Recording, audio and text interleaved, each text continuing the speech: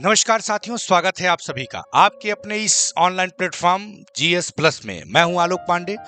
Shards आयोग वाला की इस सीरीज में आज हम चर्चा करने वाले हैं एक महत्वपूर्ण अभियान के बारे में। जी हां, आपकी पूंजी आपका अधिकार। आपकी पूंजी आपका अधिकार अभियान है।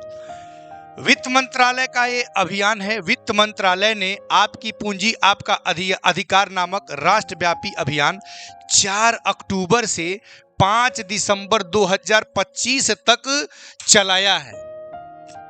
आ रही बात है समझ में? मुख्य तथ्य क्या है इसमें?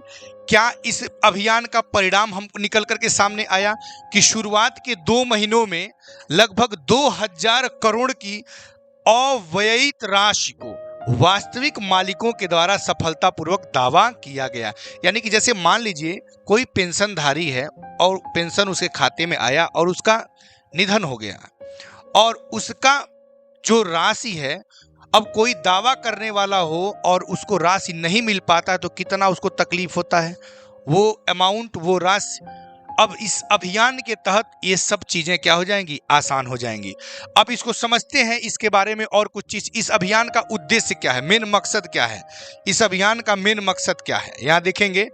इस अभियान का जो उद्देश्य है वो अव्ययित बैंक जमा, बीमा राशि, लाभांश, शेयर, म्यूचुअल फंड और पेंशन राशि का नियमन करना है।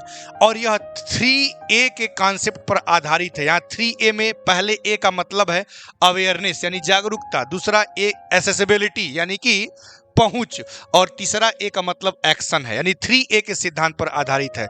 इसमें जिला स्तरीय शिविर का आयोजन करके 477 जिलों में ये शिविर का आयोजन करके इसमें जागरूकता फैलाया गया था। इसमें नियामक प्लेटफॉर्म आरबीआई का देखिए, यूडीजीएएम, आईआरडीएआई का बीमा भरोसा, सेबी का मित्र और पीएफआरडीए की प्रणालियां और आईईपीएफए पोर्टल का उपयोग अव्ययित परिसंपत्तियों को खोजने के लिए किया गया था।